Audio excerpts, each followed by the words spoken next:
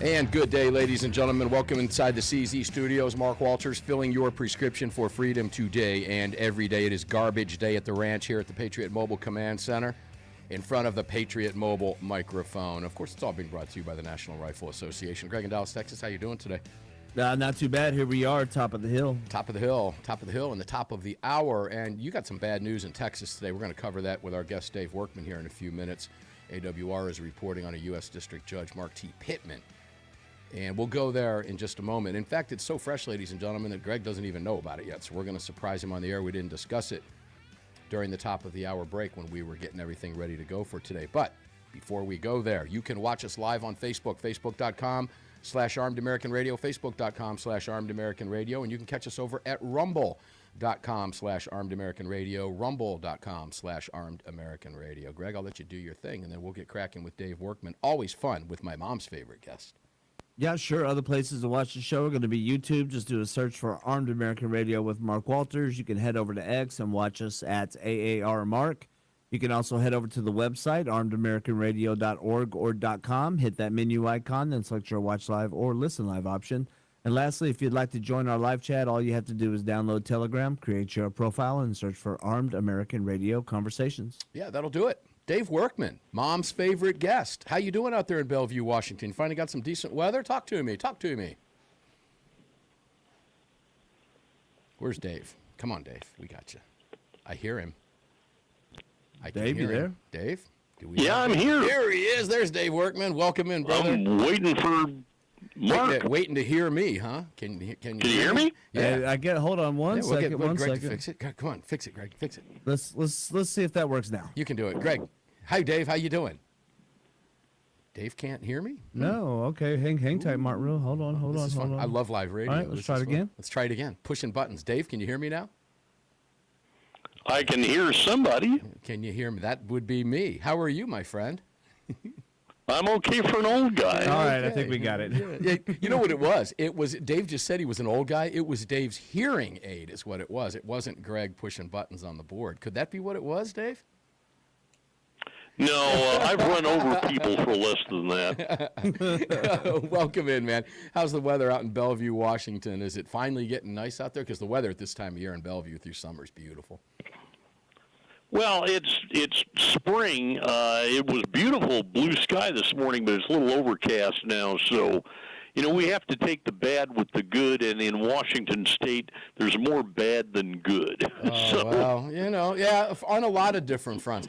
Hey, Dave, we've got a story here that AWR is reporting. I want to jump in here. Greg, of course, is in Dallas, Texas, and NRA is going to be in Dallas and Houston coming up in just about 3 weeks. But it turns out that U.S. District Judge Mark T. Pittman yesterday upheld the Texas gun control that prevents anyone from being armed for self-defense in a bar in the Lone Star State. Now, Greg, as you know, you have that 51% law. Yeah. That makes it illegal for law-abiding citizens, concealed carriers, I should say, to be armed in an establishment that derives at least 51% of its money from alcohol sales. So the San Antonio report noted this, and I quote, "The 51% is a gun control sign established in 1993 to protect bar owners. When a restaurant or bar initially applies for a Texas Alcoholic Beverage Commission license, those projecting higher alcohol sales will receive a red 51% sign. This informs gun owners that they may not carry a weapon into the establishment." Now, here's why this is important, Dave and Greg and you listeners, particularly if you're in Texas, and many of you are. That law guaranteed that no one, Dave, was armed on March 1st to shoot back when a 53-year-old attacker wearing a Property of Allah hoodie ignored the no-guns policy himself and opened fire on Austin bar patrons, killing two. So the signs are worthless, as we all know. Greg, I'm going to assume you see a lot of those signs? Yeah, we see them everywhere. I can only imagine explaining this to the Founding Fathers and to the Constitution in historic reference. Yeah, well, he said it does not violate the Constitution and Ammo Land, and I don't know who wrote the piece. Go ahead, Greg. San Antonio judge, so it's not surprised. That part of Texas is cancerous. Yeah, Pittman did not say the Second Amendment stops applying in these locations. In fact, Pittman expressly wrote that there is no carve-out for sensitive places from the Bruin framework. But after recognizing that the right is implicated, the court still concluded that Texas had shown enough historical analogs to keep the bans in place. Now, Dave, this is interesting because here comes Bruin again, right? Here it comes. Yeah. We're constantly looking at it, and that's why it takes the court. What are we now, 3 years out? Yeah, we need them to take a few of these cases, but in order for something like this to elevate itself up, it's going to require, more rulings. It's going to take years for this stuff to play itself out, ladies and gentlemen. It really, truly is. It's not something the court would jump on just like that, Dave. So, Texas, it's the law of the land. We'll see what happens on appeal. Go ahead, Dave. Well, yeah, I think that we're going to see an appeal in this. Yeah, no doubt. That's almost a given. Now, I certainly have mixed feelings about packing firearms into a bar. On the one hand, you always run the risk of some yahoo in there getting a little into his cups and cranking off one because he's just fundamentally stupid. On the other hand, you do have this situation where, we don't know how many of these guys may be floating around here in the United States, courtesy of the previous administration. Exactly. But somebody looking at such an establishment, let's just say that, such an establishment as a soft target, they're not going to be deterred by that. In fact, as you know, I've written, God, I lost count of the number of stories I've written about mass shootings or shootings at restaurants or places that were posted, quote-unquote, gun-free zones, off limits to guns.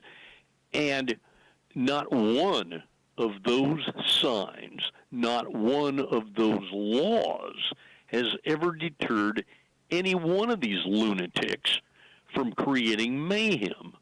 And at some point, let's hope we find a judge who understands how to balance between public safety and public stupidity. I don't know that there is such an answer. Well, I have to go back. I'm going to go back to responsibility. I'm going to fall back on responsibility. I'm going to compare this with Georgia's law, and I'm also going to make a comparison to Florida's, two laws that I'm intimately familiar with. Let's start farther south. Let's start with Florida. Florida has not a 51% sign like Texas does, and I've seen those signs in Texas myself. But they have a rule. If you cannot enter the part of an establishment that derives greater than 50% or 51% of its sales from alcohol. Now, let me put that in perspective for those of you who might not understand exactly how that means. I'll give you the nuance here. Let's take like a Bennigan's or a Fridays or something like that. I don't even know if Bennigan's is still around.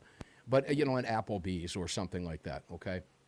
Where you have an area that is all booths and tables designed for restaurant seating. You can carry there, and you can even have a beer there while you're armed. But if the restroom is on the other side and you have to traverse the bar area, you're violating the law. You cannot sit at the bar or sit at a table in the bar area because it derives most of its sales from alcohol, but you can sit in the restaurant. Now, here in the state of Georgia, it's carte blanche. It doesn't matter here. I can walk into a restaurant with an AR slung over my shoulder, openly carrying a sidearm, and I have openly carried and concealed carry in many bars and restaurants here in the state of Georgia and never had an issue. But this is where I go back, Dave, to responsibility. Like you, okay, and this doesn't happen to me anymore, thankfully, but, back in the day, if I was going out to meet a bunch of guys with the intent of getting hammered, I didn't carry my gun in a bar, okay? That's me being a responsible citizen, but not everybody's responsible. I understand that. So the argument that you said you have your things about people bringing guns in, I get that. I completely get that. That's a wide open discussion that I'm willing to have. No doubt about it. But people like me and responsible people, and I think that's the vast majority of gun owners, act responsibly. Okay. Now, Dave, we're getting ready to take a break, so let's kind of hang our hat on that. When we come back, I want to revisit this and get some of your thoughts on that. When we looked at what the difference is between Texas, between Florida, which has kind of a quasi 51% in that weird way, and Georgia, which has none. And by the way, we have zero problems here. And if we do have problems in the state of Georgia, Dave, as you pointed out, it's always that yahoo that killer, that wacko, that no sign is going to stop, or no rule, or no law, or no mandate, or no common sense, or no responsibility is going to stop anyway. When we come back, Armed American Radio's Daily Defense on Garbage Day at the Ranch is well underway. We've got 3 more segments with my good friend, my mom's favorite guest, journalist Dave Workman, out at the CCR, KBA, and SAF offices in Washington. We'll be right back.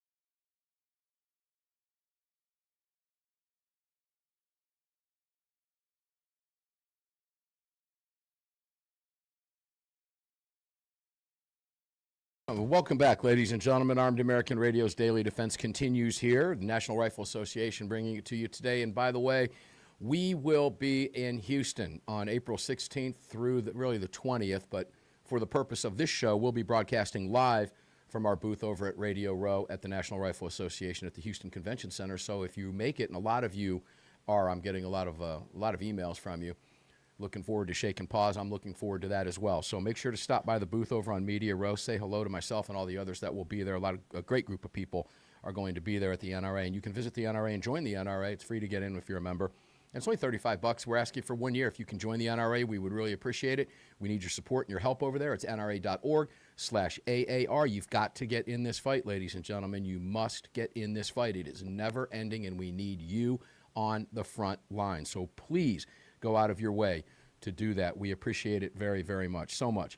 And you can find the NRA and all of our great partners, including budsgunshop.com and others. Blackout Coffee, if you're watching on your screens, that QR code up there is Blackout Coffee. Pick some up. It's Blackout Coffee. It will take you to blackoutcoffee.com/AAR. Greg, I had 2 cups of Blackout starting at 4:05 this morning to start my day. And God bless Blackout Coffee. Good, strong coffee. Dave Workman, welcome back, my friend. It's always a pleasure to have you here. Let's jump back into that conversation. It's a compelling one because I get the arguments on all sides. I understand that. And, you know, it's kind of like, to me, Dave, guns in bars, guns in restaurants that serve alcohol, guns on college campuses, these always seem to be heavy lifts, don't they, in state legislatures around the country?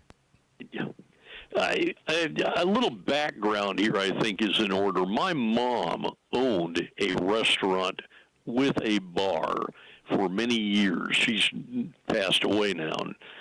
But in Washington State, it used to be the law that you could pack in a bar, and then the law changed. This is decades ago, where you couldn't carry a sidearm into the alcohol serving portion of the establishment. However, you could sit at a table in the dining area with your family and have 2 or 3 drinks and still be armed. And of course, this law has always made 0 sense to me, but for some reason, people I consider to be a bunch of self-styled goody two-shoes just decided that they needed to do that. Well, you're right. It's very similar to Florida's, like we just said. What difference does it make if you have a drink on the left side or the right? What difference does it make if you're sitting at the bar or if you're sitting at a table having the same drink? It doesn't make. You're right. It's feel-good stuff, I guess, that satisfies it. You just nailed it. Yeah, it's feel-good stuff. It doesn't do good, but it makes some of these morons feel good. And, at the point where it comes to a potential showdown in a life-saving or a life-threatening situation, I don't give a rip if they feel good or not. I want to go home at night. Well, yeah, and look, as I said, guys, if anybody wants to walk in and do harm at a bar, we just saw it on March 1st at a bar in Austin.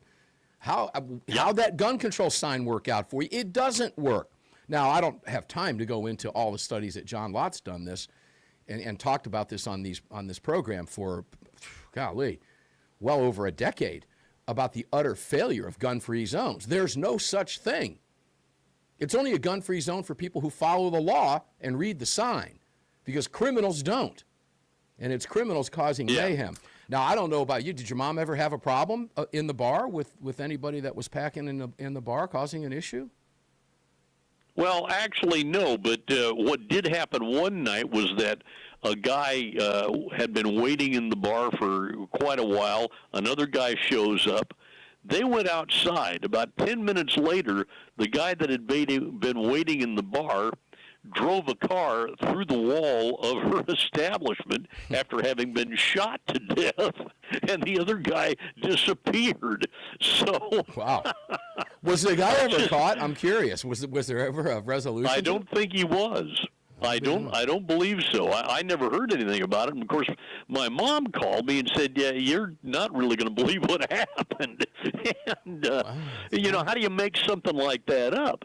But well, it was a strange deal. And I guess back then there probably weren't cameras everywhere like there are today. Nobody had cell phones, right? Alas, no, there were no cameras. Yeah, that would have been a different outcome today, I'm pretty sure. But, people are stupid. They do stupid things on camera, and they just don't realize that there are cameras literally everywhere, including their neighbors' homes. People just don't think. But, yeah, that is something that, to me, while I understand the argument, I've had this with multiple trainers on the program over the years, where I said, they who have said, and these are good people, good gun-loving people who said it's just a stupid thing to take a gun into a bar. And I've had issue with that. Why? I've done it many, many times, but I'm a responsible citizen. Okay? It's like telling me that I have to lock my gun up in a separate safe in my home when my home is locked. My home is my safe. My home is my castle. And we've had that conversation before. Mm-hmm. So while I understand the argument, it almost comes from a sense of, tell me that you support the Second Amendment, but you still don't trust people with a gun to be responsible. I don't buy that argument. That doesn't scare me at all. The only comment I've ever had in a restaurant, and I've sat at the bar openly carrying, with the owner of a gun shop down the street, who was my former Georgia state representative, by the way. And the only question from management was, what are you carrying? Oh, I have one of those. It's never, ever, ever been an issue. And here in Georgia, it's not unusual to see. You do see it. Now, some people aren't comfortable carrying open in situations like that, but that's personal preference. At least we have the right to do it. And there has never been a problem. Well, so yeah. It is an interesting argument, and it's disappointing, but I agree with you in your kind of some of your opening remarks. We're going to see an appeal here in Texas, and of course, if this goes up, it's Fifth Circuit, and they're pretty gun-friendly. I don't know how this is going to hold up in real time, but we shall see. The problem with these cases is, well, let's put this in the proper perspective. Please. On the night of April 18th, 1775, the Lexington militia gathered at a tavern right. On the edge of Lexington Green, and in the morning they went out and shot a bunch of British. I mean, so there's humor to that, but there's also a lot of truth, and I'm glad you brought that up. Pox on me for not remembering this. But back in those days, taverns were the town meeting places. Right. Across the country.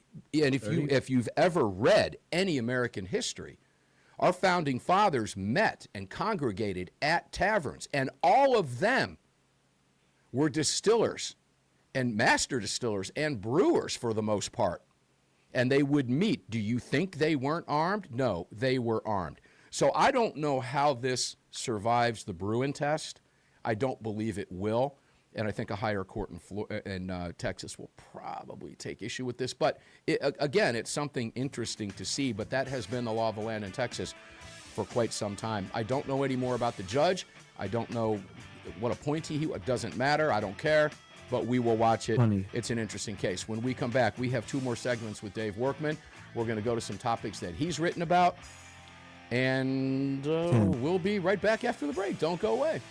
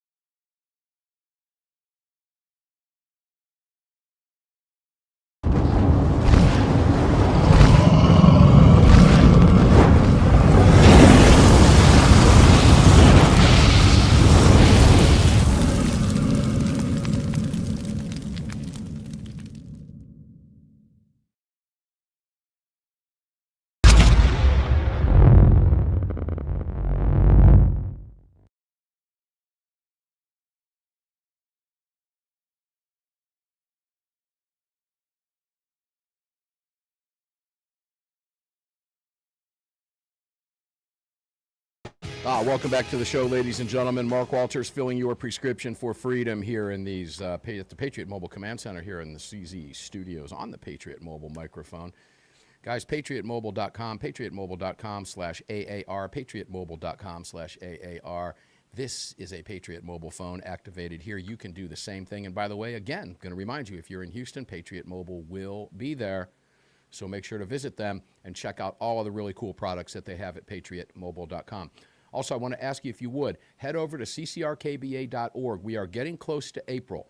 And the Citizens Committee for the Right to Keep and Bear Arms, something that Dave knows very, very well, as I do as a longtime board member, in conjunction with AAR, is giving away a Ruger Precision Rifle. That package is valued at about $2,000, $2250, $2,300, somewhere in that range. One of you is going to win it. But in order to do so, you need to visit ccrkba.org/AAR. And we'd ask you for a donation over there. You do not have to donate. I want to make that clear. But you can donate as little as $17.76 and help us in our efforts to continue fighting for states' rights. We're putting a big push. In fact, we have a New England Conference of States' Rights Organizations coming up, this quarter coming up. So this is what's happening. This is your dollars at work. And we're going to be doing these across the country. So we need your support there. You can donate $20, $50, $100, whatever you want, but as little as $17.76, we would appreciate that. And your name is in the running. And in April, when the committee out in Washington, where Dave is sitting right now, has the name, we're going to announce it on Armed American Radio's Monstercast, and one of you will win it. But in order to do so, you need to visit ccrkba.org/AAR. Makes it really, really easy for you to do. And we would hope that you would donate for us over there. But again, if you don't want to, you can scroll down and you can still join us and get on our email list and all that fun stuff and still be in the running for that amazing package over there from the Citizens Committee. Dave, welcome back, brother. It's always fun to have you here, man. I'll get a call. I always do. I love when Dave's on. My mom called me and told me, I was listening to the show today, and I love when Dave is on. She just loves listening to you. So there you go. Yeah, okay. Well, we'll put the Texas thing to bed. Did you want to add anything to that? It's an interesting case. I'll let you, close it out there then. I have nothing to add. Well, let's, I don't even know where to start with you because you have so much work out there. I think what I'm going to do is I'm going to take you back to a piece that you wrote back in, was it in February, I believe. I'm going to take you back a little bit to February. Grand Rapids mayor takes cover after saying gun owners should be ashamed. Ooh, man, Dave, now I have the audio clip, and I'm going to go ahead and play this, and then I want you to comment on this. Greg, if you have that audio clip ready, this is Grand Rapids, Michigan Mayor David LeGrand, who Dave reported back on February 26th, is running for cover after you hear what you hear that he said. Greg, if you could play that clip, let's go for it. Somebody changes their tire with a gun. What they're for is killing human beings. And so it's really hard. I think as a community, we have to start having some shaming around gun possession. I think if you've got a gun, you should be ashamed of yourself. I really do. Now, I'm sorry, that's going to be the soundbite of the night, and the NRA is going to be mad at me. So, I get that we got a Second Amendment. I get it. But, you also should be ashamed of yourself if you smoke. That's not against the law. I think if you own a gun, you should be ashamed of yourself. And you should really do some self-reflection. And I think that I just see so much more harm, just like cigarettes. I see so much more harm done than benefit. Dave, I get that we have a Second Amendment, but take it away. Well, there's no but in the Second Amendment. How'd I know that was coming? Yeah, well, it's true. If I'm not mistaken, I was one of the first journalists, and quite possibly the first firearms journalist, to reach out to the Grand Rapids mayor's office and the city council. And initially, I got a call back from a spokesman who said that the mayor was not interested in talking, and he didn't want a grand interview. And at that point, I just decided, well, I'm going to write the story without him, whether he likes it or not. And a few hours later, I got a text message from this same spokesman guy who said, stand by, the mayor is going to come out with a remark. in a little bit. And about, I don't know, 15, 20 minutes later, I got a text message and then an email from the mayor's office with this statement. And the statement, of course, there was no apology in that statement. He didn't even try to smooth the waters. What he did instead was he tried to justify his problems with gun ownership and his social bigotry against gun owners, and say, gee whiz, I formed these opinions by seeing human suffering and yada, yada, yada. And, I got a news flash for that guy. I've seen more dead people than that clown probably ever has in his life, and I've seen some of them up close and personal. I used to photograph fatal accidents for the State Patrol. I've been to homicide scenes back when I was early in my career when I was running a weekly newspaper. I've seen all that stuff, and yet I'm not running around telling everybody that they ought to be ashamed for owning a firearm. That's nonsense. And the news coverage of that really did cause this guy to duck for cover. To my knowledge, he has never followed up with any kind of a statement that came anywhere close to apologizing to all of the Michigan gun owners that he literally defamed, and he lives with that, and yet he thought that was really funny.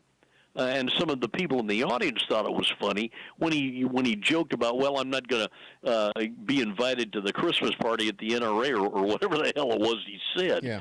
And that sort of thing, unfortunately, that goes on a lot across America. We have public officials who really do have those feelings. They're smart enough not to say them in public, but they really believe that stuff. And they blame guys like you and me for the sort of thing that happened at that bar in Austin. Yeah, I mean, that's the bottom line. Not the guy wearing the Praise Allah shirt, okay?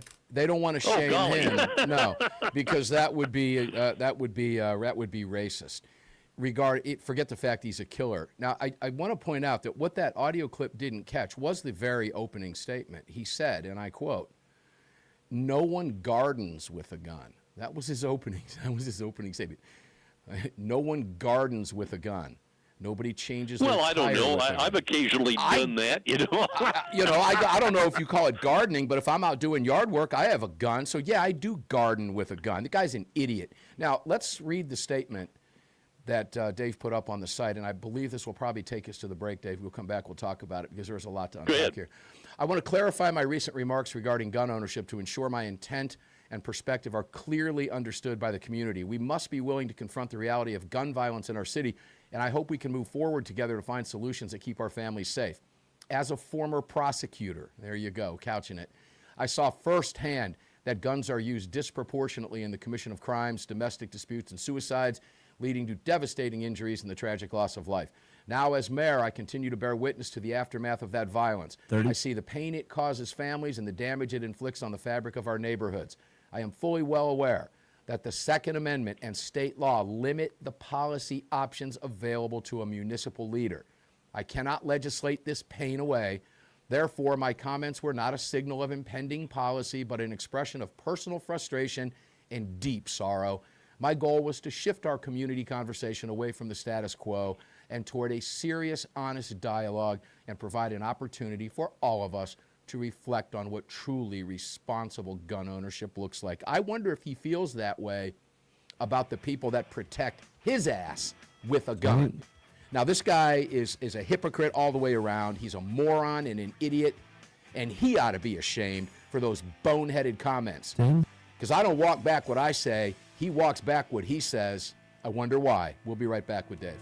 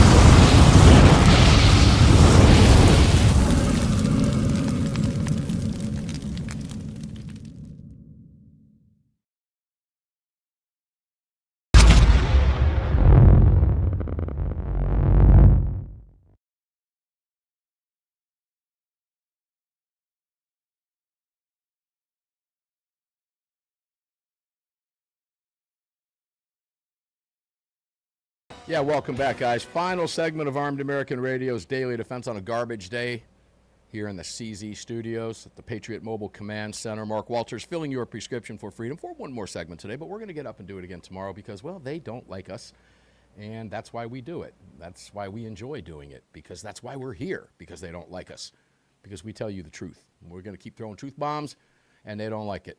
Guys, I am holding up my attorneys on retainer card here. If you're watching, you can see it. If you're listening on your radios, just trust that I'm holding it up.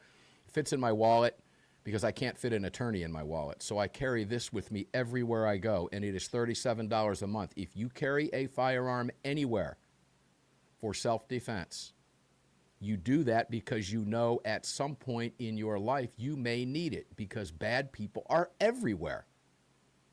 And God forbid that person or persons visits you on what will wind up being the worst day of your life, and you have to defend yourself, your family, your community, or your country with your firearm, and you find yourself on the wrong side of an overzealous Soros-funded prosecutor, or any prosecutor for that matter, in today's day and age, you've got a team of attorneys that do nothing but specialize in self-defense, and their entire job is to keep you out of trouble. That means during an investigation, or even worse, charges, if charges were to be filed. So please put this in your pocket like I have it, like my son has it, like my daughter has it, like my mom has it, like my dad has it, like my wife has it. Please don't walk around without a lawyer. It's $37 a month. Find it in the couch cushions if you have to, and be prepared, because the bigger fight might be after that physical altercation, okay? And that's the legal fight. And it will bankrupt you. It will destroy everything. It will ruin your life. You will not sleep. You won't be able to eat. They'll take everything from you, and they will. That's what it costs. Don't find yourself there. It's not necessary. attorneysonretainer.us/AAR. You can find them and all of our great partners at armedamericanradio.com. That includes POG auctions, by the way. Yesterday's auction ended for Walk the Talk America, but we'll have a new one coming up. You can visit them and support them on any of the auctions, which go to support WTTA. Believe me when I tell you, they're doing God's work over there. Walk the Talk America, suicide prevention. We've talked to Mike Sedini many times and Cheryl Todd. They support us, and support them, please. POGauctions.com. Dave Workman, welcome back, my friend. So There we go. Let me pull this back up over here. I called the guy an idiot because he is, and Dave, I'm pretty sure that I don't think you stand on your convictions. Okay, shaming me because I'm a gun owner, because I'm one of 120 plus million Americans that own over 450 to 500 million firearms, and the number is likely far higher than that. I mean, it goes to something deeper here. Who does this guy think he is? Well, frankly, if you look at the typical woke/liberal mindset, and I don't call them progressives because if that's progress, I'm going to move back into a cave. Agreed. They seem to think they have the moral high ground to tell the rest of us how to live. And you see this almost as a pattern running across the liberal establishment, running across the liberal community. They always think that they have the moral high ground, and they look down their noses at all of us. We're gun owners. We're a bunch of bumpkins. We're a bunch of stupid people. We didn't finish fourth grade. We got 6 teeth in our. That sort of caricature that they have come to believe, which is, of course, it's false. But when you run into somebody who does that, and I'm not attacking this particular mayor, he's entitled to his opinion. This is, after all, the United States, and it's not a police state. And if he wants to have an opinion, that's fine. But he does recognize that the Second Amendment stops him kind of cold in his tracks. When I was researching that story, while I was working on that story, I called the Michigan State Police, got a guy on the phone, probably one of our types of guys, and I found out there's something like 800,000 plus Michiganders who are licensed to carry. Now that kind of puts the mayor at a little bit of a disadvantage because he's got a whole lot of people out there that are ready to tell him, wait a minute. Yeah, go pound salt. I think a lot of them did. Let me read some of what you put up here because you have great information here for the mayor. I'd love to hear him answer this, but he won't because he's a coward. Article 1, Section 6 of the Michigan State Constitution says, and I quote, and this is from Dave's article, every person has the right to keep and bear arms for the defense of himself and the state.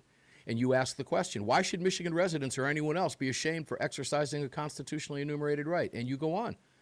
And this, to the mayor, would probably mean more because it's money. This year, the Michigan Department of Natural Resources, the MDNR, will receive $23,914,949, its annual share of the federal Pittman-Robertson federal aid to wildlife conservation program funded by a special excise tax on firearms and ammunition. Hunting and shooting contribute millions of dollars to the Michigan economy each year. Why should all of those outdoorsmen and women feel ashamed over that? And then you go on to point out, here are some other facts dug up by AmmoLand. Michigan fields about 550 to 600,000 hunters annually, and according to the Lansing State Journal, last year saw a lower deer harvest than during the 2024 season based on data from the from the DNR. And it was 129,000 deer, while hunters' numbers over the past 2 decades appear to have declined about 30%, according to published reports. So this guy's got a lot of splaining to do, Lucy. He's got a lot of splaining to do, Lucy, but he won't. And, look, I lived in Michigan from the time I was 9 years old until I was 15. It's where I fired my first gun when I was a kid. And I did a lot of outdoor activities in the state of Michigan. Michigan, as Ted Nugent will tell you, where he's from, is a great outdoorsman state, Dave. You know that. You know that. Oh, yeah. So this Oh, is yeah. this is an utter slap in the face, and I have to believe that if this guy grew up in Michigan, he likely hunted or did something outside. It's part of life in Michigan up north. Does he not have a gun? Does Well, none of I'm his not- family members have a gun? I mean, the hypocrisy here. I'd love to know that. I'm not really sure if this guy ever hunted or shot or anything. I really wouldn't say that because his approach to this is to shame gun owners. I have to say that even in Michigan, there are some people who just grew up around other people who didn't like guns. Sure, there were that's no everywhere. guns in I'll my give you that. family. I didn't 30. have a gun in my family. Well, guess what? You lived in a deprived childhood, but the rest of us out here, we learned to shoot. We learned firearm safety. It became an instinct with all of us who have guns and who use guns and carry guns. And yet he's trying to shame us because Not gonna he's work. a mayor and he can't do anything about crime in his city. Oh well, gosh, too Let's bad. just That's blame unlawful. guns. It's so easy to do. Dave Workman, tell people real quick where they can get everything you write. TheGunMag.com, LibertyParkPress.com, AmmoLand.com, Guns Magazine online, American Handgunner online. Just keep looking. You'll find my name. Dave Workman is out there. Dave, thank you for being here. I can't wait to get the call from my mom in just a few minutes. I undoubtedly will. I love when Dave is on. Thank you for being here, man. You know I love you, and we'll see you soon. Guys, that's Dave Workman, renowned journalist, avid outdoorsman. He is the real deal. Guys, we're going to get up and do it again tomorrow for you precisely because they don't want us to. Until we meet on the radio tomorrow, carry on, carry often, carry absolutely everywhere. Never, ever, ever leave your cave without your club, and never be ashamed about it. To heck with that guy. Enjoy your day. Stay safe. We'll see you on the radio tomorrow. Thanks for being here.